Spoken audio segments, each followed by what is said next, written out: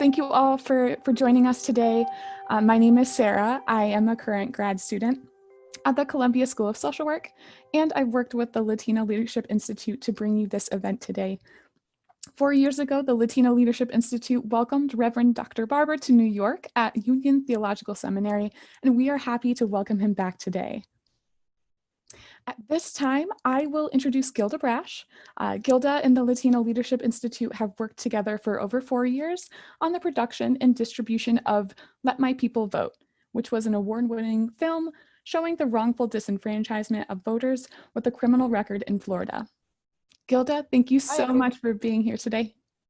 Thank you so much for inviting me, Sarah, and big thank you to the Columbia School of Social Work, to Professor Jaime Estades and the Latino Leadership Institute, which have been instrumental in supporting our work. So I am basically the warm-up act to the great Reverend Barber, who is one of my personal social justice heroes and spiritual warriors. And this short film that we're going to play right now is only about 5 minutes, and hopefully it won't be too shaky. A little note that Zoom is really built as a conferencing platform, so depending on everybody's bandwidth, it may be a little bit shaky. But very briefly, this film was inspired by a discussion that I had with Professor Estades of the Columbia School of Social Work way back 4 years ago when he first taught me about the ruling Shelby v. Holder. And coincidentally, dear Justice Ginsburg was the dissenting opinion in the Shelby case. And that case basically struck down the Voting Rights Act that John Lewis and so many of his contemporaries in the 60s fought, marched, and died for.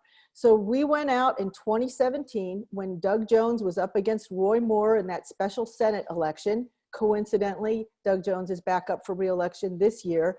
And we went to famous Selma, Alabama to see how the Voting Rights Act was standing up since it was struck down by Shelby and since Justice Ginsburg dissented in that opinion.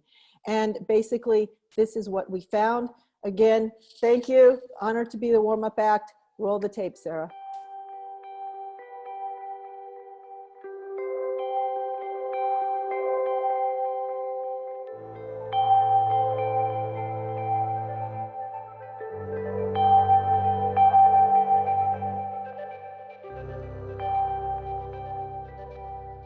Gilda, thank you for sharing your documentary with us. What a moving and powerful piece. We so appreciate you. My name is Melissa Begg, and as Dean of the Columbia School of Social Work, I'm delighted that we're co-hosting today's event with the Social Work Votes campaign, led by our own students and faculty, along with the Latino Leadership Institute. Together, we are working shoulder to shoulder to promote voting rights and fight against voter suppression, discrimination, and anti-Black racism. And this is perfectly natural, really, because social work is, at its core, about social justice. Social work recognizes that much of human suffering is manufactured by our policies. And the way to change the policies is to change the policymakers. We know that voting is a tool we can use to fight for social justice. It is now my great honor to introduce our esteemed keynote speaker today, the Reverend Dr. William J. Barber II. Reverend Barber is the president and senior lecturer of Repairers of the Breach, co-chair of the Poor People's Campaign, a national call for moral revival.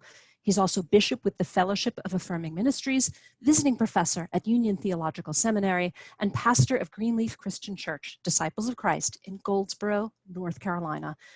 He is also the author of 4 books: We Are Called to Be a Movement, Revive Us Again, Vision and Action in Moral Organizing, The Third Reconstruction, Moral Mondays, Fusion Politics, and the Rise of a New Justice Movement, and Forward Together, a Moral Message for the Nation.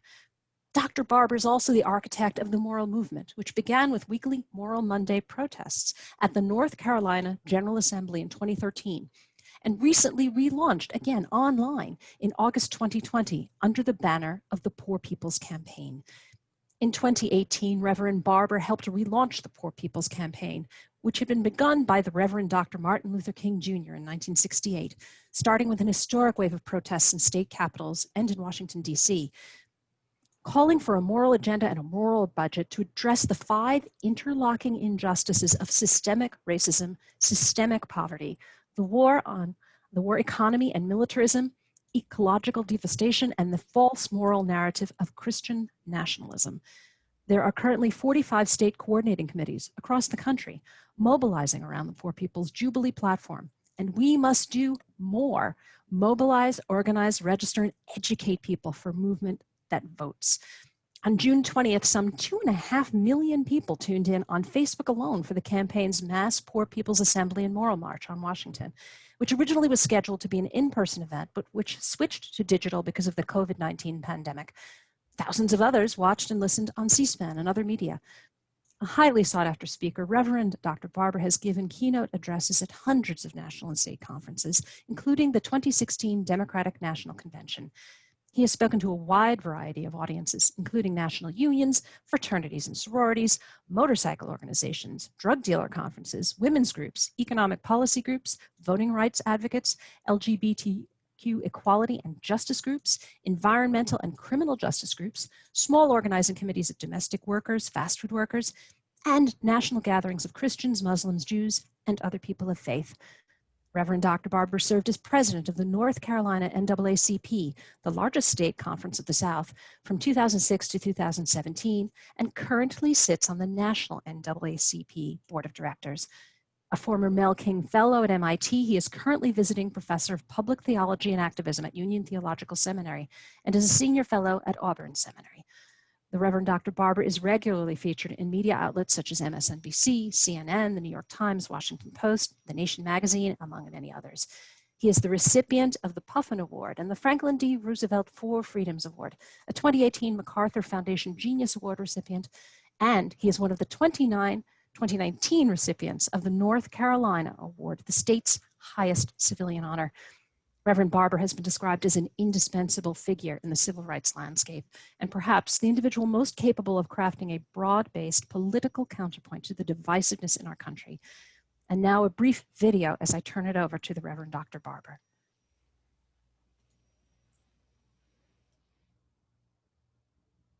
I worked 41 years in the coal mines.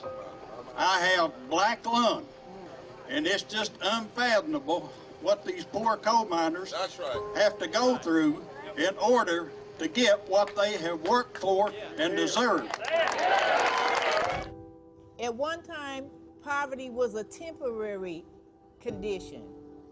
You were on a down slope for a minute, but you could bounce back up. We can't bounce back up today. It's permanent. We're not going back to the factory and building cars and trucks like we once did. A job working at McDonald's or the grocery store doesn't pay enough for one person to live. We work a 40-hour work week, still not enough. Living from paycheck to paycheck. Rent is $600 a month. We got water bill, electricity. I do this for my kids, and it hurts. I'm 46 years old. I've lived in poverty here in West Virginia every day of my life. And I'm working. I am working poor with a bachelor's degree. I'm doing the best I can with what I have. We were in the height of mass water shutoffs. This entire neighborhood was shut off all at one time. I saw all my neighbors get shut off right in front of me. It was kind of terrifying. I'm 42 years old, and I'm a cashier at McDonald's. I had lost my house. You're welcome to come inside. There's a lot of people that are living in their cars. You never notice until you're in the same situation. I have stuff to give my children. I'm paying all these bills, and they need school clothes and stuff. They be asking me for, I can't get some. Now I'm a Kansas farmer's wife. Kansas farmers are committing suicide. Why? They're usually in debt up to their eyeballs. I see poverty in my own community. You know, there's a 70% unemployment rate in the reservation right now. Here in New York City, we're home to millionaires and billionaires, and we have so many people living in the street, and that's just not right. I've been a homeless veteran twice, lived in a shelter. I've been living down here since I was 17. My only chance of going to college was joining the Army. We are demanding that we stop the war on our poor. 700,000 people in this country are on the verge of losing their food stamps. This budget calls for shrinking the social safety net programs like Medicare. I just know that everything that's happening to us isn't right. I'm in stage 5 of kidney disease. I fell behind on my health care and they canceled my health insurance and they told me I have to wait until open enrollment. There's only 5 stages to kidney disease and I'm in the 5th stage. Murder, it's murder, you know, if you ask me, it's murder. I lost a son to gun violence, and I lost a daughter. No parent should have, in America, should have to bury their child for lack of medicated space. I'm wailing because my children My God. are no more. My God. My God, Kelly. I'm wailing, y'all. Wailing. Cause my babies ain't no more. How many more babies? How many more children? No more.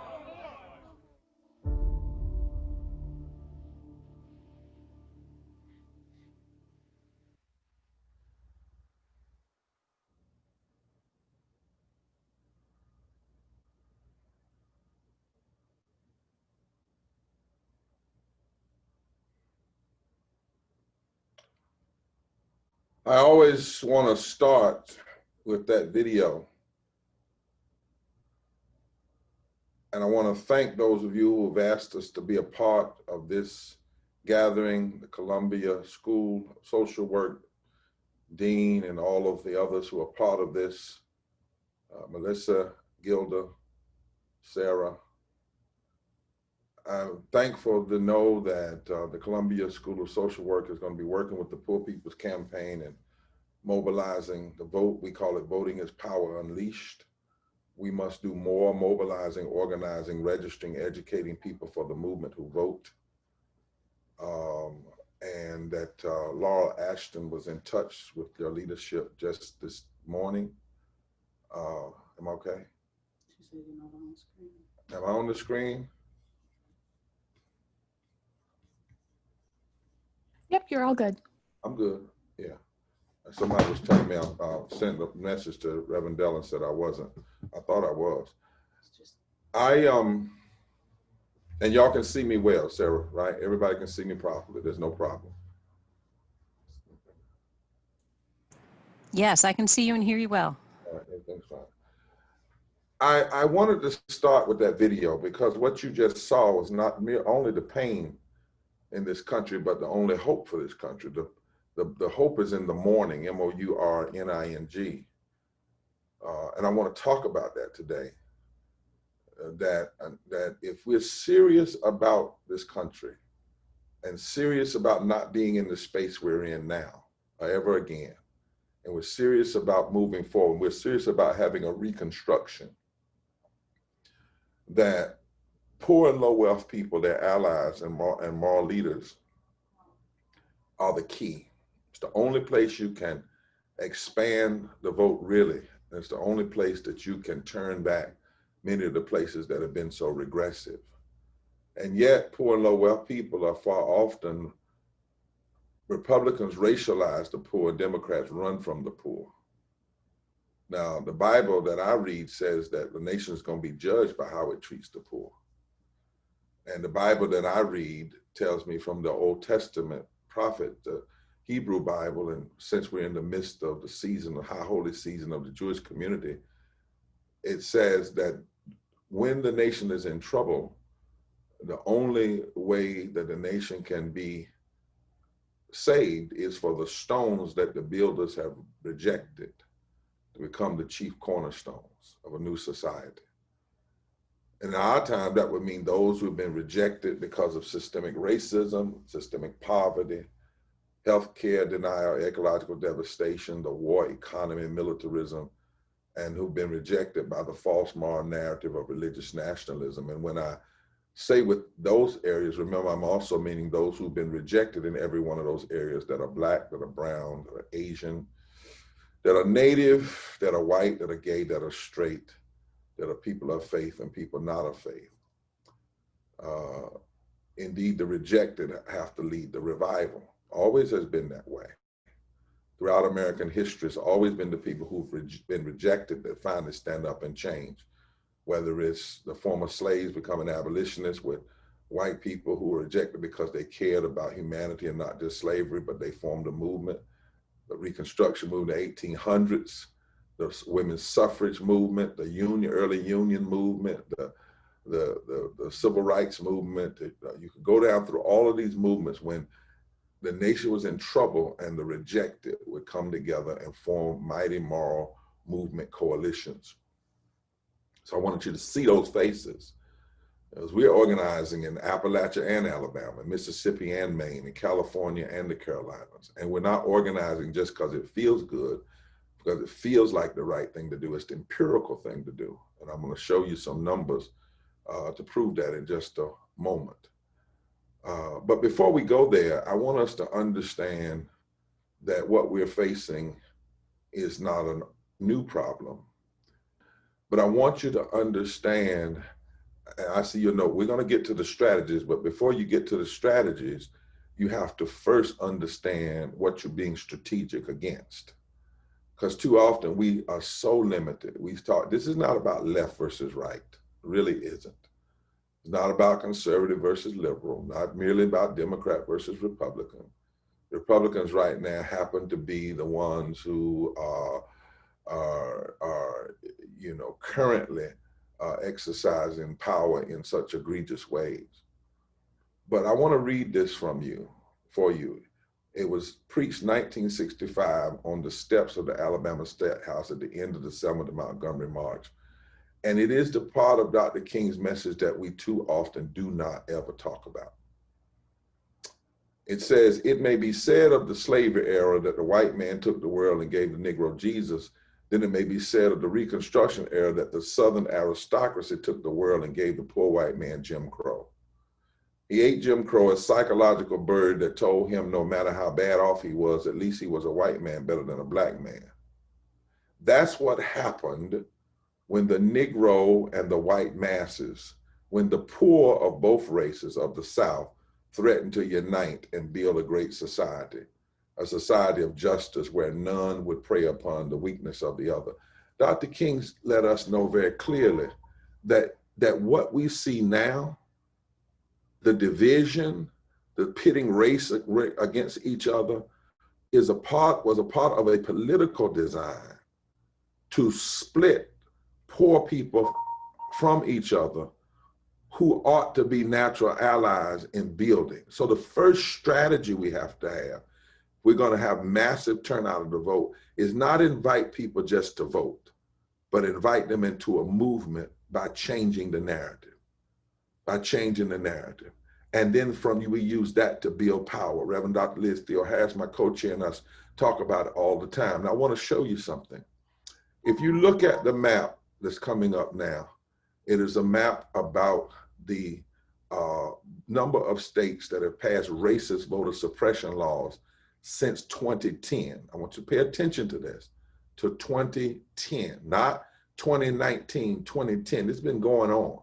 All these states you see in green have passed racist voter suppression laws since 2010. Notice even in places like New York and California have had racist voter suppression laws.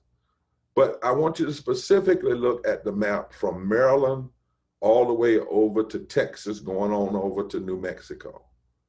Because one of the things you need to understand is that from Maryland to Texas, there are 193 electoral college votes in those states, which means that if any group can lock up, can call that a Southern bloc from Maryland to Texas to over to New Mexico, they control 193 electoral college votes.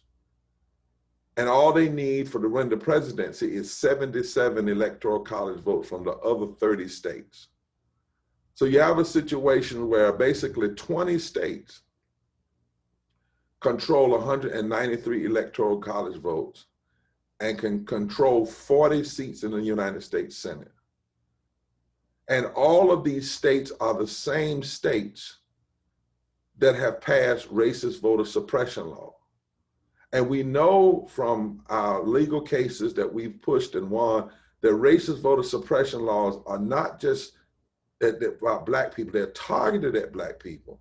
But racist voter suppression laws end up hurting white people in several ways, and brown people. Number one, they're targeted at black and brown people in order to undermine the power of the black and brown vote, but also to undermine the ability of black and brown and white people to join together to form fusion coalitions. But in addition to that, every state that is a voter suppression state, next map, every state that is a voter suppression state is also a high poverty state. Watch this, you're gonna see is a high poverty state. Notice that map. Every state that is a racist voter suppression state is a high poverty. Notice I didn't say high white poverty or high black poverty, high poverty, which means that the people who get elected through racist voter suppression, once they get elected, they use that power to pass laws to block healthcare, block living wages, block the very kinds of things that would lift people out of poverty. Now, what does that have to do with a strategy? Well, in those southern states, 1/3 of all poor people live in the South. 1/3 of all poor people live in the South. 1/3 of all poor white people live in the South. In those states that control 193 electoral college votes.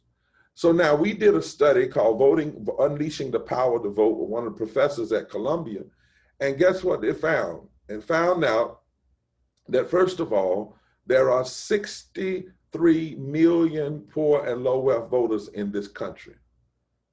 In the last election, 34 million of them didn't vote, 29 million did vote. When the research was done, why didn't they vote? 3 reasons, and they're not in hierarchical order. They're almost in circular order. That is, number one, politicians don't hear their name, poverty, poor. They don't hear their conditions. Number two, transportation and day off from work or time off to vote. And number 3, voter suppression. So you have 64 million people, 63 million people eligible to vote. 34 million of them did not vote.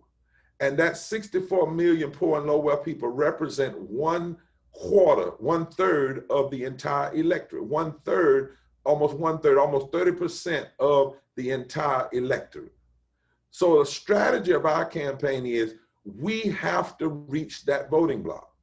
And we have to change the narrative and say, and teach and move and organize and say, you may never hear your name by the politician. You have to make them call your name.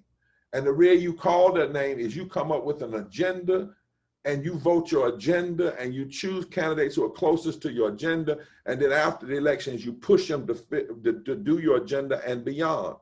And so now poor and low wealth people across the country, the strategy we're saying is we must do more. We can't sit out any longer. We can't disengage. We must do more.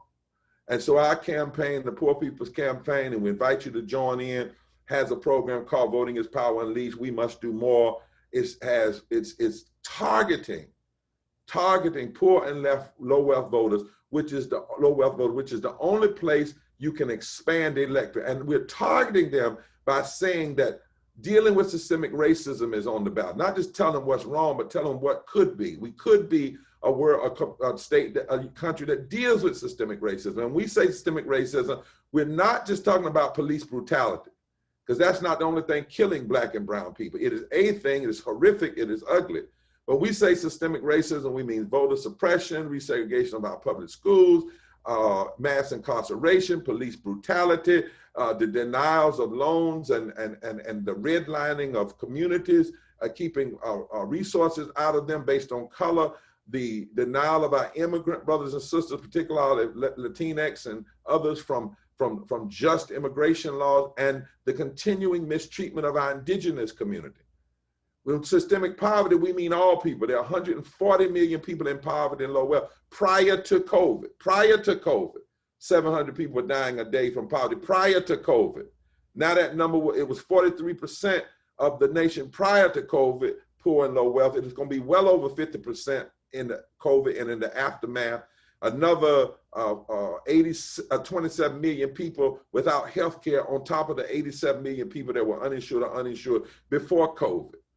And public health officials tell us that poverty Systemic poverty and systemic racism are the fissures with which this virus continues to take hold. So poor and low wealth people are saying we have to be about an agenda and let that motivate us to the poll, not a personality. Though we may like a personality, we must ultimately vote a platform and must organize. And so we invite poor people into a movement, not merely inviting them to just vote for candidates. That's the strategy. And then lastly, we're targeted because the numbers tell us that if poor and low wealth people just voted at 1 to 19% higher in 15 states, they could exceed the presidential election margin of victory in 15 states. Let me say that again. If poor and low wealth people voted at a margin, voted at a rate, you can take that particular map down, thank you so much. If they voted at a rate of 1 to 19% higher, they could exceed the presidential election margin in 15 states. You don't hear this being talked about on the media. We're pushing hard to make it happen. You don't hear a lot of politicians, because a lot of times politicians look at likely voters from past elections. They don't look at what could be likely voters if we push an agenda. And in those states are Michigan, Pennsylvania, Wisconsin, New Hampshire, Arizona, one of those Southwest states, Minnesota, Maine, Florida, New Mexico, another one of those Southwest states, North Carolina, Southern state, Nevada, Georgia, Texas, Mississippi, and Ohio. Mississippi, even in Mississippi, if just between 1 and 19%, in fact, 1 and 19%, it's 1% in Michigan, and North Carolina is at the highest, 19%. In other words, 19 out of 100 poor and low wealth people that didn't vote in the last election, if they voted at a rate 19% higher in North Carolina, could exceed the margin of victory. That means the presidential races could change, Senate races could change, gubernatorial races to change. And so I started out saying, this is not just because it's the moral thing to do from a feel-good perspective. I'm a public theologian. The moral thing to do is also the right thing to do, is also the practical thing to do, is also the economic thing to do, is also the revolutionary thing to do. Doing the moral thing is not just doing it to feel good, but doing it to change things, to reconstruct the nation. And the truth of the matter is, poor and low wealth people have the power to fundamentally alter our electoral politics. Now, lastly, before we take questions, and I showed this last video, you've been hearing today, all last night, that we have senators who come from the least populous states who are controlling who sits on the Supreme Court, who are controlling whether or not we pass the Voting Rights Act. This will be the second election we're going through nationally where we don't have a fully engaged Voting Rights Act. That ought to cause us to tremble. This is the second one, 16, and then now 20. No Voting Rights Act protection, no Section 5. States can put things in place and not be challenged on the front end and have to wait till courts challenge them on the back end. But you hear all this bemoaning. Well, it's starting to stop bemoaning. If Democrats or others or progressives, whatever you want to call their name, if they really wanted to shift it and make it so that the people from the least populous states didn't have all the control, or at least those least populous states were producing candidates that were more progressive, poor and low wealth people are the answer to that. They were the answer in 1965 when Dr. King said it. They're the answer today. But you can't write them off. You can't just talk about neoliberalism. You can't just talk about the wealthy and the middle class. You have to talk, you have to organize. Did you see in that tape that we showed from the beginning, we got a white woman from Appalachia in West Virginia organizing with a black woman from Alabama. That's the power, that's the key, that's the coalition, the only coalition that can fundamentally shift this society and cause this reconstruction and change the balance of power. And that's the strategy. The strategy is not to organize for them, not to talk down, but to build from the bottom up. Poor and low wealth communities all over this country. We went to Kentucky last year. We never endorsed the governor, we endorsed an agenda. And we organized from the hood to the holler. We went into counties that they said were Republican states. You can't go there. You can't organize. Nobody will talk to you. We went there and found out that there were a whole lot of poor white people that weren't voting for anybody because they felt abandoned. We organized in 5 counties. 3 of them changed from Trump counties to more progressive counties, and a new governor, a man took a seat from an incumbent regressive governor who happened to be a Republican. This happened last year because poor and low wealth people from the hood to the holler decided to mobilize. It can happen all over this country. That's why I'm so glad that the Columbia School of Social Work is clear about this and is having this conversation today. Look at this last video and then we'll take questions afterwards and talk more about how you can be involved. In fact, you can go to www.poorpeoplescampaign.org where it says voting is power unleashed, and you can begin to sign up now to be engaged in this strategy, not just for 2020, but for 2020 and beyond. Let's see the last video. What happens in Wall Street often doesn't say a thing about what's happening on the real streets of America. Everybody has a right to live. The Poor People's Campaign, a national call for moral revival, has come up with a series of demands. I know that you are here for the same reasons we all are here. Kind of move that moment back. Our elected official on notice. The pain and the discontent is real, and the demands of our movement are moral. We know what we want to focus on. Our agenda is clear. We demand an immediate implementation of federal and state living wage laws. We demand the right for all workers to form and join unions. We demand equal pay for equal work. We demand a guaranteed annual income. We demand fully funded anti-poverty programs that protects the welfare of us all. We demand the expansion of Medicaid in every state. We want single-payer universal health care, not for some, but for everybody. We demand an immediate restoration of the Voting Rights Act. We demand an end to racist gerrymandering. We want early registration of 17 and 18-year-olds. We want registration to vote at age 18. If we can be drafted for war at 18, we ought to be able to vote automatically at 18. Early voting in every state, same-day registration, and the enactment of Election Day as a holiday. We demand a reversal of state laws that prevent municipalities from raising minimum wage. We demand an end to mass incarceration and the continuing inequalities of black, brown, and poor white people with the criminal justice system. We demand the right to vote for the formerly incarcerated. A clear and just immigration system. This includes providing a timely citizenship process that guarantees the right to vote. The First Nation, Native American, and Alaskan Native people retain their tribal recognition as a nation, not a race. We demand decent housing. We demand relief from crushing household, student, and consumer debt.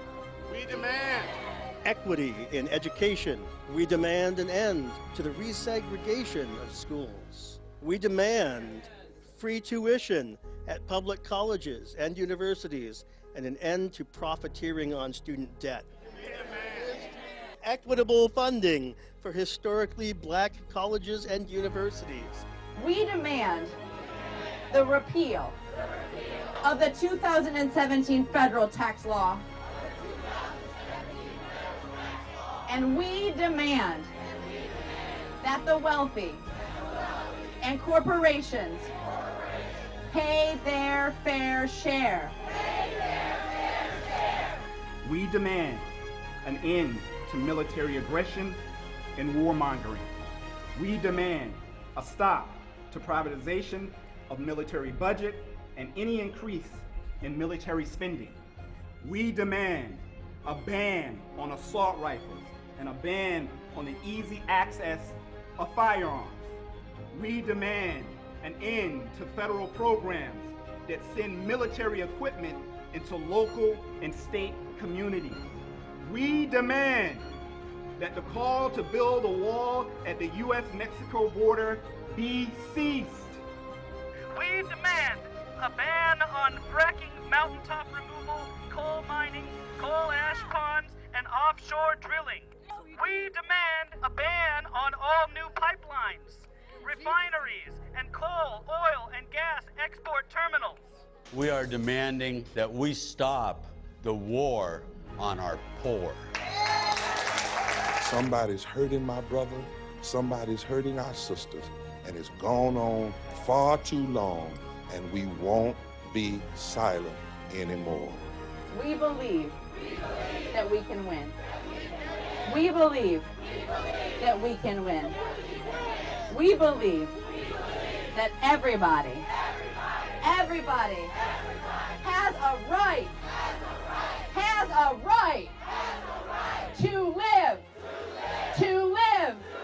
to live. I want you to know that when hands that once picked cotton join hands of Latinos, join hands of progressive whites, join faith hands and labor hands and Asian hands and Native American hands and poor hands and wealthy hands with a conscience and gay hands and straight hands and trans hands and Christian hands and Jewish hands and Muslim hands and Hindu hands and Buddhist hands. When we all get together, we are an instrument of redemption. When we join hands, we can revive and make sure that the promise of life, liberty, and the pursuit of happiness and equal protection under the law is never taken away from anybody. So I got a question. Are the rejected ready to revive and declare that this land is your land, this land is my land, this land is our land, and together from the State House to the White House, the rejected are going to demand that this nation never give up on being one nation under God, indivisible, with liberty and justice for all.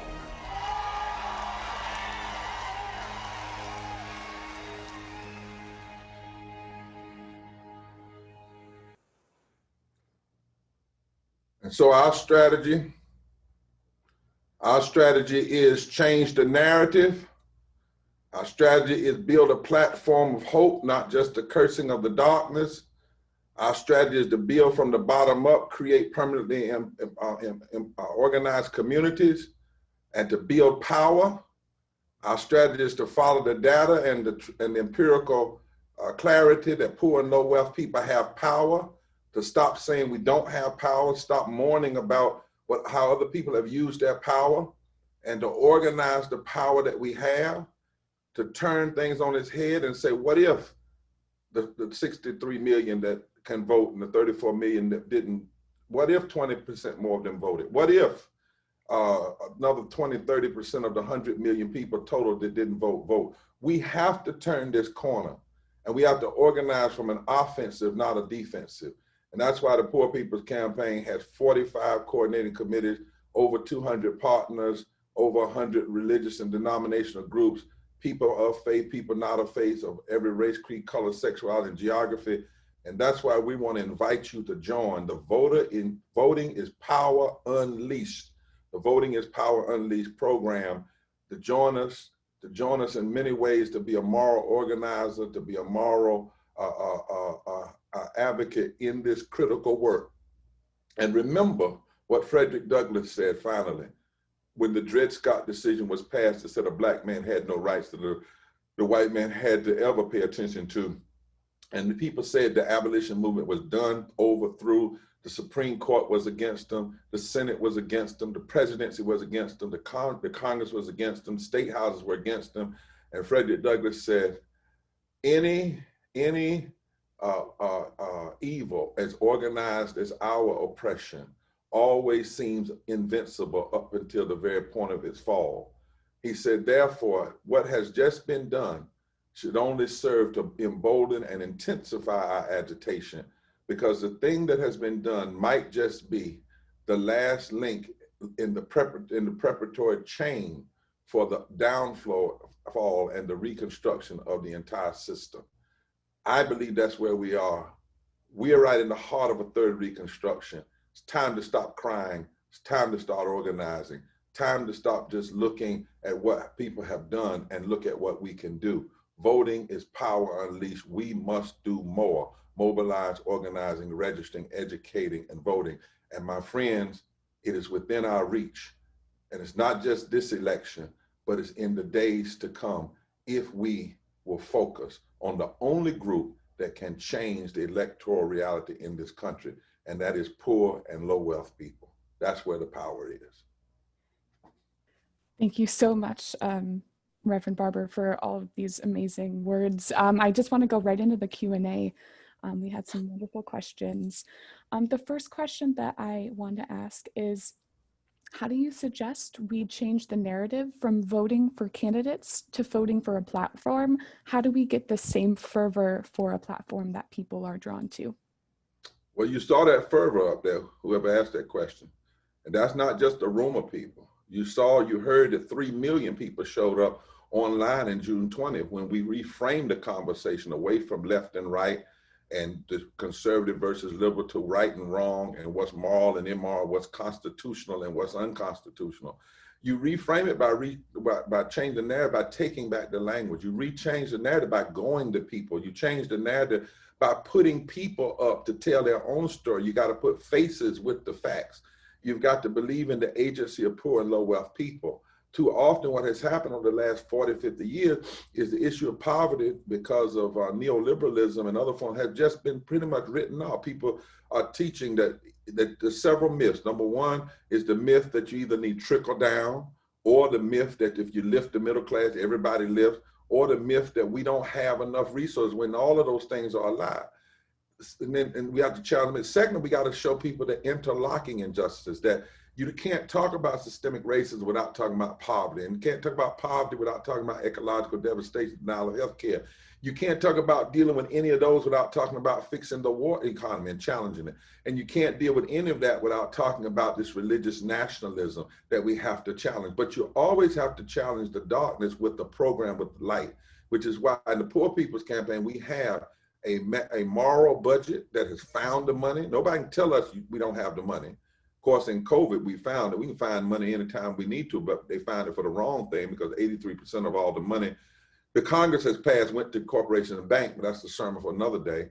We also put forward a platform with some of the best economists, best sociologists, best impacted leaders that says, here is how we can fix this. Here's what America would look like. For instance, when we go in poor and low wealth communities and we say, do you realize that if we just had a $15 raise in the minimum wage, 49 million people would come out of poverty immediately?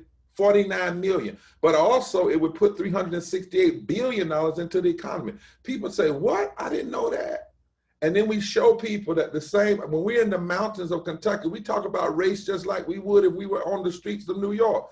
And we show people the same people that are hurting you in these mountains, are voting against your labor right, keeping you in these coal mines, undermining your environment, so forth, are the same people that suppress the vote. What happens is people start seeing that they need to be in an intersectional movement because they're fighting interlocking injustices, and they need to be voting accordingly.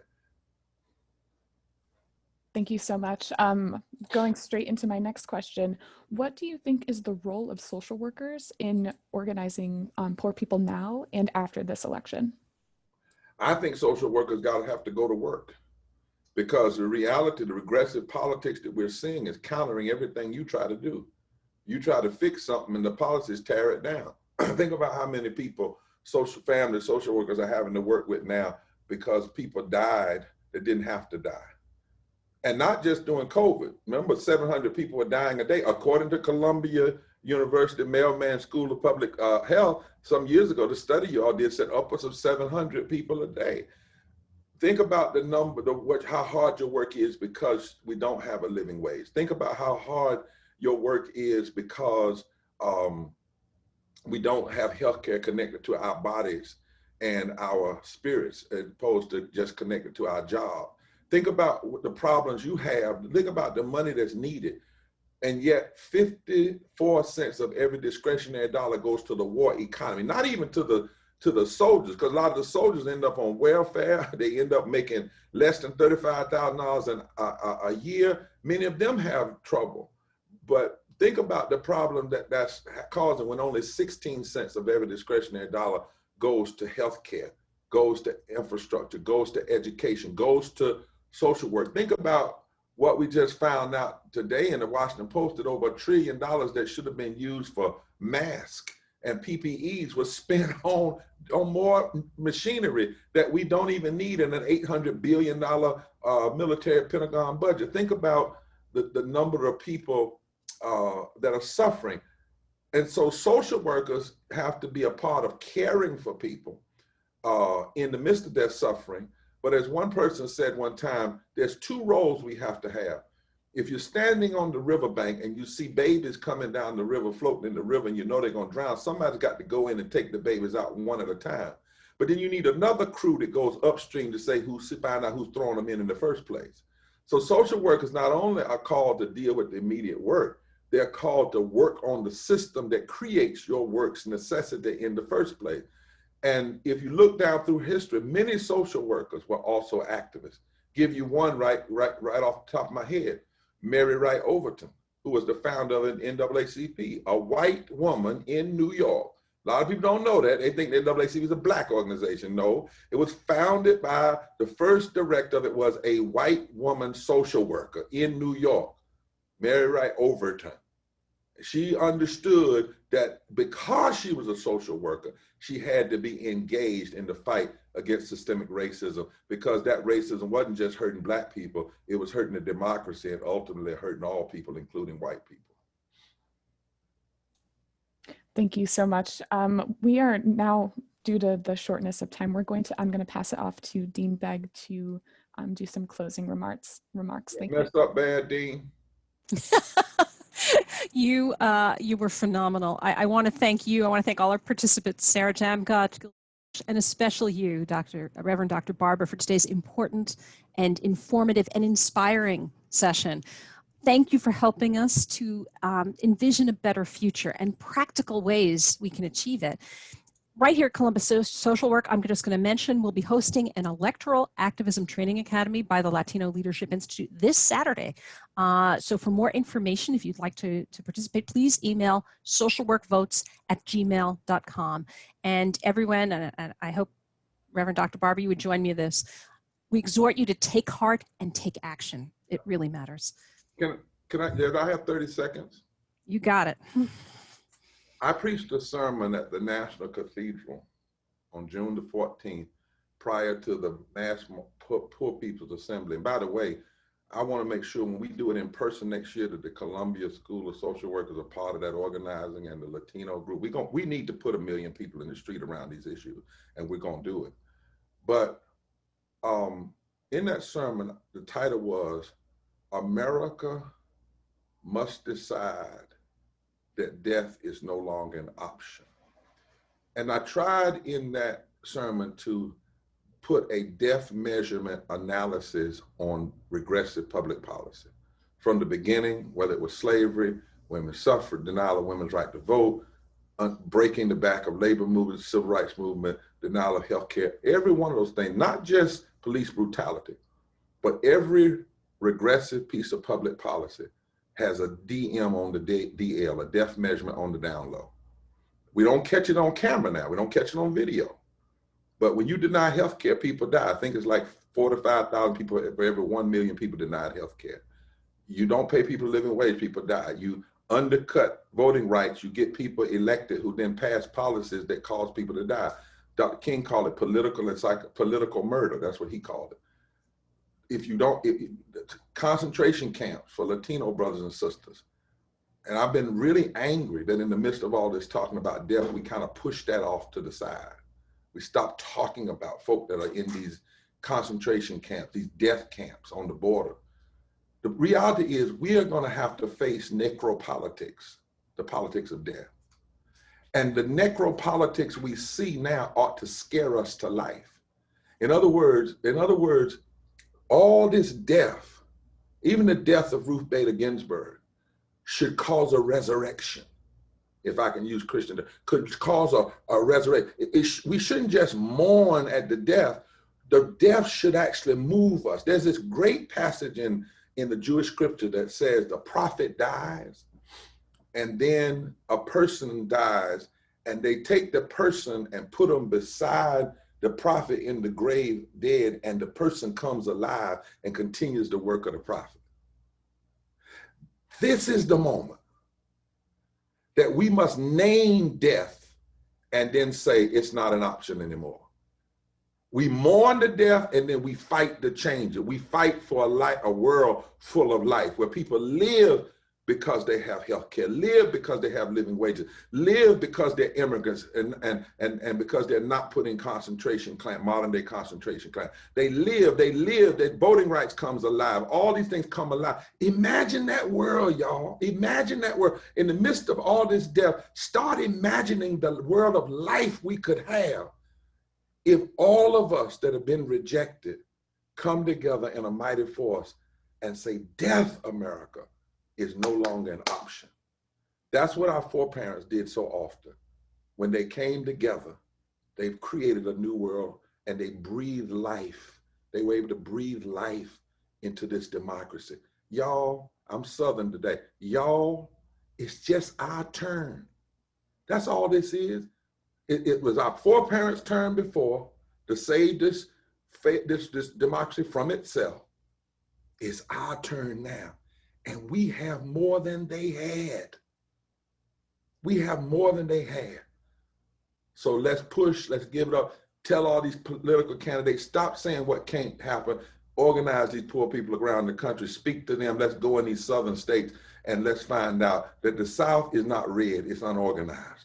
And if we organize it, we can turn things, not so much red to blue, we can turn it from wrong to right. God bless you. Love you so much.